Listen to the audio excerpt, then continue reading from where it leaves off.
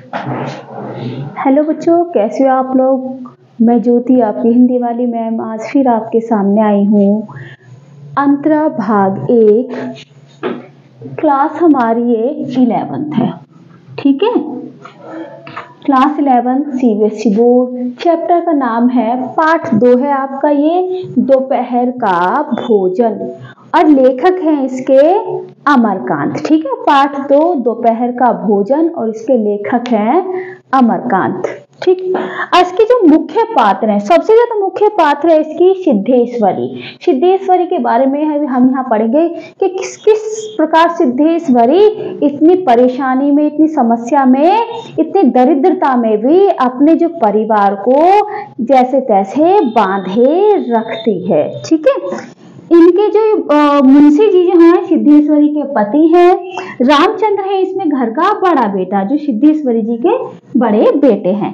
मोहन है इसमें घर का मंझला बेटा, और प्रमोद है घर का सबसे छोटा बेटा, ये है 6 साल का, ठीक है। तो चैप्टर के बारे में हमने जान लिया।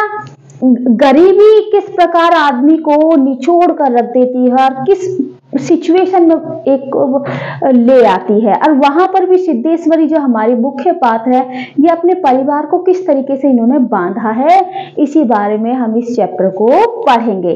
और इनके जो पति हैं मुंशी जी, अब बड़ा बेटा इनका रामचंद्र है, और बीच का प्रमोद है, और सबसे छोटा मोहन है, ठीक है। पढ़ने से पहले आप लोग भी अपनी बुक खोल लेंगे। बुक है हमारी अंतरा भाग 1, ठीक है। अंतरा भाग 1 एनसीईआरटी में लगी है, सीबीएसई एनसीईआरटी में, और इसका चैप्टर 2 है, ठीक है। दोपहर का भोजन। तो देखते हैं हम आज का हमारा चैप्टर ये क्या कहता है। सिद्धेश्वरी ने खाना बनाने के बाद चूल्हे को बुझा दिया और दोनों घुटनों के बीच सिर रखकर शायद पैर की उंगलियां या जमीन पे चलते चींटी चींटियों को देखने लगी। अचानक उसे मालूम हुआ कि देर से उसे प्यास लगी है। वह मतवाले की तरह उठी और गगरे से लोटा भरकर पानी लेकर गटगट चढ़ा गई। खाली पानी उसके कलेजे में लग गया और वह हाय राम कहकर जमीन पर बैठ गई। लगभग आधे घंटे तक वहीं उसी तरह पड़ी रहने के बाद उसके जी में आया। वह बैठ गई, आंखों को मल मल कर इधर उधर देखा, और फिर उसकी दृष्टि ओसारे में अब टूटे खटोले पर सोए अपने 6 वर्षीय लड़के प्रमोद पर चली गई। लड़का नंग धड़ंग पड़ा था। उसके गले तथा छाती की हड्डियां साफ दिखाई रही थी। मतलब गरीबी के कारण, चीजों को ना मिलने के कारण इतना कमजोर हो चुका था वो बच्चा कि उसकी हड्डियां तक दिख रही थी। किसकी? सिद्धेश्वरी के सबसे छोटे बेटे प्रमोद की। उसके हाथ पैर बसी ककड़ियों की तरह सूखे और बेजान थे। उसका पेट हड्डियों की तरह फूला हुआ था। उसका मुंह खुला हुआ था और मुंह पर अनगिनत मक्खियां उड़ रही थी। वह उठी, बच्चे के मुंह पर अपना एक फटा गंदा ब्लाउज डाल दिया और 1 आध मिनट शून्य खड़ी रहने के बाद बाहर दरवाजे पर जाकर किवाड़ के आड़ से गली निहारने लगी। 12 बज चुके थे। धूप अत्यंत तेज थी। कभी कभी 1-2 व्यक्ति सिर पर तौलिया या गमछा रखे हुए थे, मजबूती से छाता ताने हुए फुर्ती के साथ लपकते हुए सामने से गुजर जा रहे थे। 10-15 मिनट तक वह उसी तरह खड़ी रही। उसके चेहरे पर व्यग्रता फैल गई। उसे आसमान तथा कड़ी धूप की ओर चिंता से देखा। 1-2 क्षण बाद जब उसने सिर को किवाड़ से काफी आगे बढ़ाकर गली की छोर तक निहारा तो उसका बड़ा बेटा रामचंद्र धीरे धीरे अकेला सा आ रहा था। उसने फुर्ती से एक लोटा पानी ओसारे की चौकी के पास नीचे रख दिया और चौकी के जाकर खाने के स्थान पर जल्दी जल्दी पानी से लीपने पोतने लगी। वहां पीड़ा रखकर उसने सिर को दरवाजे की ओर घुमाया था कि रामचंद्र ने अंदर कदम रख दिया। रामचंद्र आकर धम से चौकी पर बैठ गया और फिर वहीं बेजान सा लेट गया। उसका मुंह लाल तथा चढ़ा हुआ था। उसके बाल अस्त व्यस्त मतलब बिखरे हुए थे। उसके फटे पुराने जूते पर गर्द जमी हुई थी। गर्द मतलब धूल मिट्टी। सिद्धेश्वरी की पहले हिम्मत नहीं हुई कि उसके पास जाकर वह वहीं से भयभीत हिरनी की भांति सिर उसका घुमाकर बेटे को व्यग्रता से निगारती रही। किंतु लगभग 10 मिनट बीतने के पश्चात फिर जब रामचंद्र नहीं उठा तो वह घबराई पास जाकर पुकारा, बड़कू बड़कू, लेकिन उसके कुछ उत्तर न देने पर वह डर गई। लड़के के नाक के पास हाथ रख दिया, सांस ठीक चल रही थी। फिर सिर पर हाथ रखकर देखा, बुखार नहीं है। हाथ के स्पर्श से रामचंद्र की आंखें खोली। उसने अपनी माँ की सुस्त नजरों से देखा, फिर झट से उठ बैठा। जूते निकाले और नीचे रख लोटे के जल में हाथ पैर धोने के बाद वह यंत्र की तरह चौकी पर बैठ गया। सिद्धेश्वरी ने डरते डरते पूछा, खाना तैयार है, यहीं लाऊं क्या? रामचंद्र उठते हुए प्रश्न किया। बाबूजी खा चुके? सिद्धेश्वरी ने चौके की ओर भागते उत्तर दिया, आते ही होंगे। यहाँ पर क्या हो रहा है कि सिद्धेश्वरी का बड़ा बेटा बाहर से आया है। गरीबी के कारण वो भी निराश और दुखी है और वो आता है जैसे ही ताकि धम देसी खाट पर लेट जाता है। अपने बड़े बेटे को इस तरीके से सुस्त देखते हुए सिद्धेश्वरी डर जाती है और उसकी नाक के पास हाथ करके देखती है तो सांसें चल रही होती है। सिर पर हाथ फिराती है कि बुखार तो नहीं है, तो बेटा माँ के सिर सहलाने से उठ जाता है एकदम और हाथ पैर धो के खाने की चौकी पर बैठ जाता है। रामचंद्र पीढ़े पर बैठ गया। उसकी उम्र लगभग 21 वर्ष थी। लंबा दुबला पतला गोरा रंग, बड़ी बड़ी आंखें पर होठों पर झुर्रियां।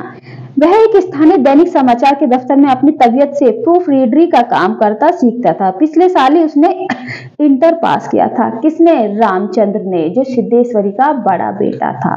सिद्धेश्वरी ने खाने की थाली लाकर सामने रख दी, पास ही बैठकर पंखा चलाने लगी। रामचंद्र ने खाने की ओर दार्शनिक की भांति देखा। कुल 2 रोटियां, भर कटोरा पनियाई दाल और चने की तरी तरकारी। रामचंद्र ने रोटी के प्रथम टुकड़े को निगलते हुए पूछा, मोहन कहाँ है? कड़ी कड़ी धूप हो रही है। मोहन जो है सिद्धेश्वरी का मंझला बेटा है।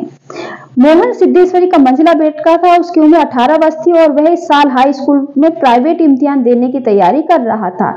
वह ना मालूम कब से घर से गायब था और सिद्धेश्वरी को स्वयं पता नहीं था कि वो कहाँ गया है। किंतु सच बोलने की उसकी तबीयत नहीं हुई। उसने झूठ कहा, किसी लड़के के यहाँ पढ़ने गया है, आता ही होगा।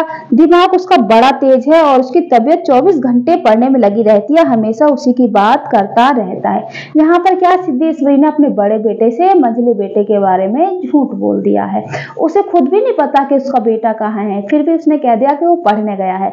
क्यों? क्योंकि सिचुएशन ही ऐसी है। वो नहीं चाहती कि किसी प्रकार की किसी की भी नाराजगी बनी रहे ऐसी समस्या के समय।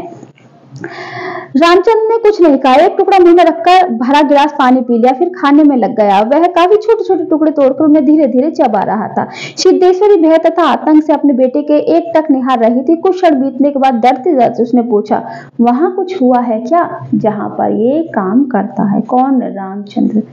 रामचंद्र ने अपनी बड़ी बड़ी बहवीन आंखों से अपनी माँ को देखा, फिर नीचे सिर झुकाकर रुखाई से बोला, समय आने पर सब ठीक हो जाएगा। सिद्धेश्वरी चुप रही। धूप और तेज हो रही थी। छोटे आंगन के ऊपर आसमान के बादल के 1-2 टुकड़े पाल की नाव की तरह तैर रहे थे। बाहर की गली से गुजरते हुए खिड़कियों इक्के की आवाज आ रही थी और खटोले के पास सोए बालक की सांस की खर खर सुनाई दे रही थी। रामचंद्र ने अचानक चुप्पी को भय करते हुए पूछा, प्रमोद खा चुका? सिद्धेश्वरी ने प्रमोद की ओर देखते हुए कहा और उदास स्वर में उत्तर दिया, अच्छा आधी ही सही। रामचंद्र बिगड़ उठा। अधिक खिलाकर बीमार करने की तबीयत है क्या? तुम लोग जरा भी नहीं सोचते हो, बस अपनी जिद। भूख रहती तो खाना लेता क्या मैं? सिद्धेश्वरी जहां की तहां बैठी ही रह गई। रामचंद्र ने थाली से बचे टुकड़े के हाथ खींच लिया और लोटे की ओर देखते हुए कहा, माँ पानी लेके आओ। सिद्धेश्वरी लोटा लेकर लोटा लेकर पानी लेने चलेगी। रामचंद्र के कटोरे की उंगलियों की बजाय फिर हाथ को थाल में रख दिया। 1-2 क्षण बाद रोटी के टुकड़े को धीरे धीरे उठाकर आंख से निहारा और अंत में इधर उधर देखने के बाद टुकड़े को मुंह में इस सरलता से रख लिया जैसे वह भोजन का ग्रास न होकर पान का बीड़ा हो।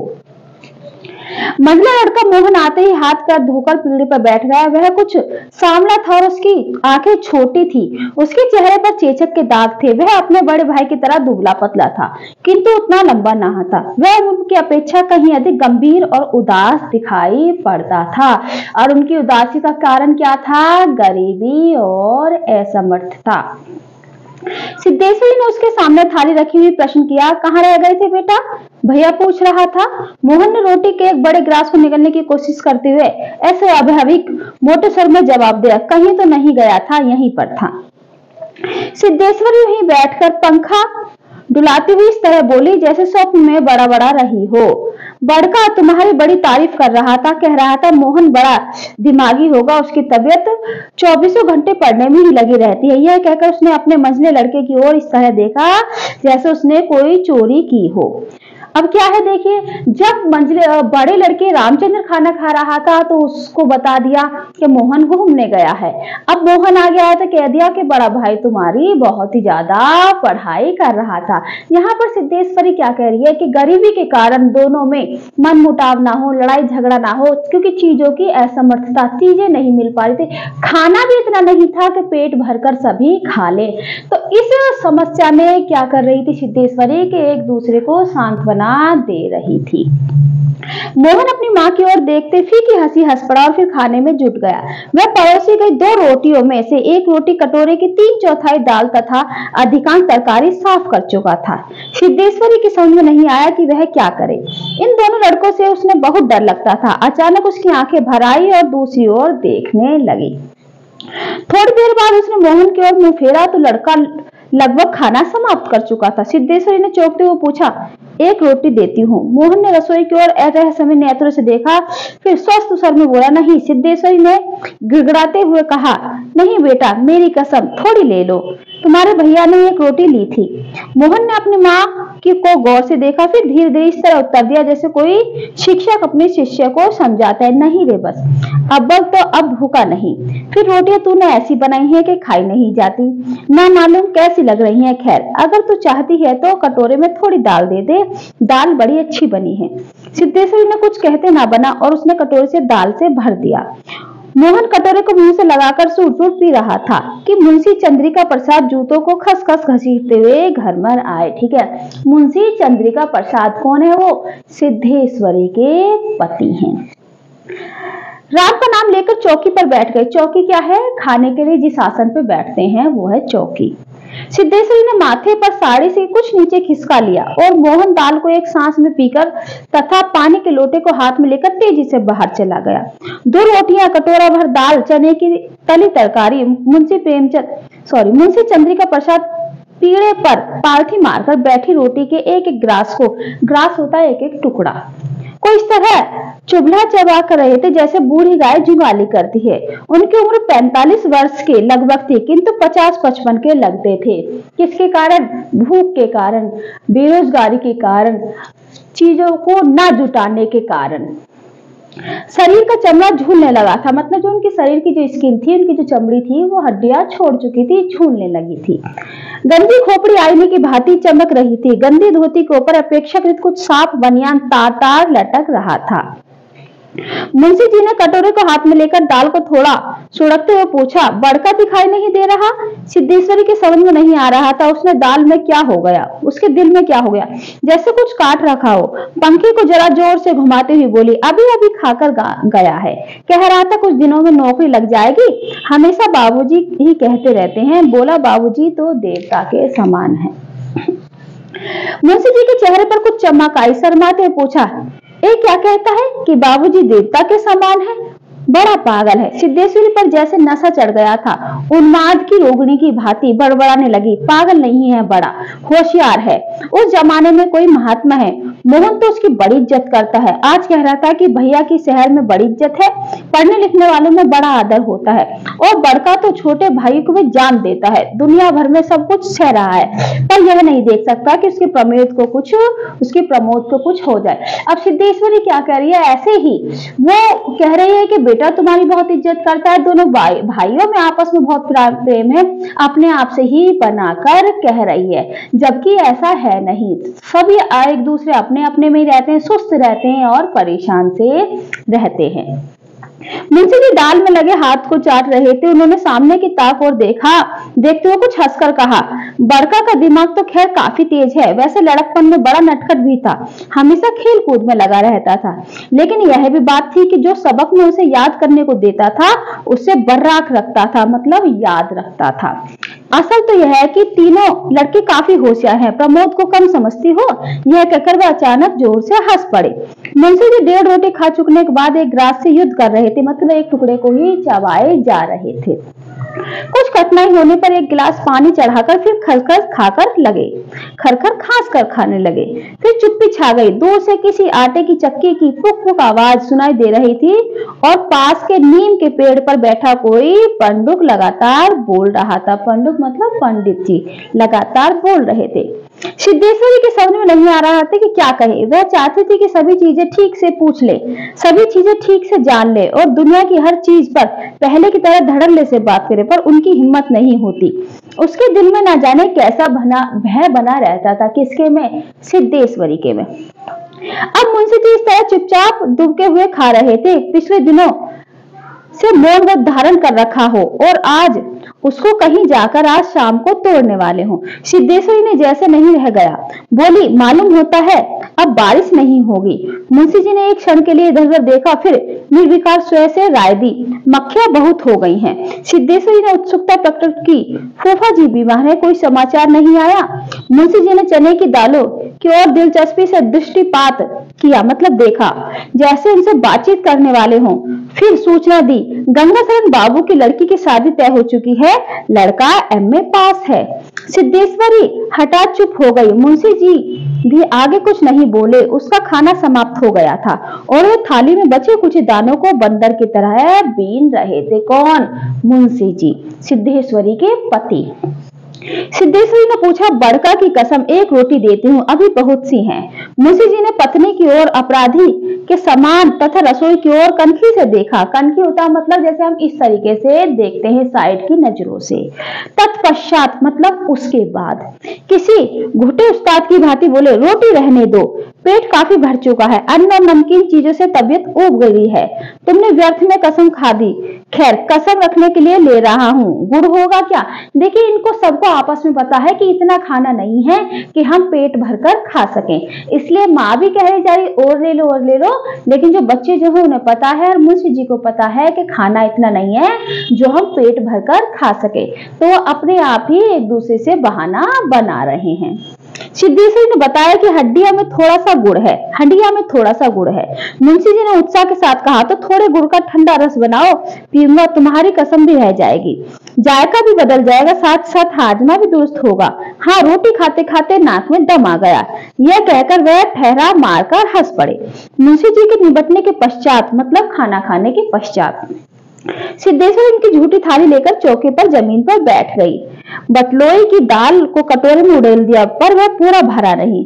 छिपुली में थोड़ी सी चने की तरकारी बची थी, उसी को खींच लिया। रोटियों की थाली को भी उसने अपने पास खींच लिया, उसमें केवल एक रोटी बची थी। रोटी भद्दी और जली उस रोटी को वह झूठी थाली में रखने जा रही थी।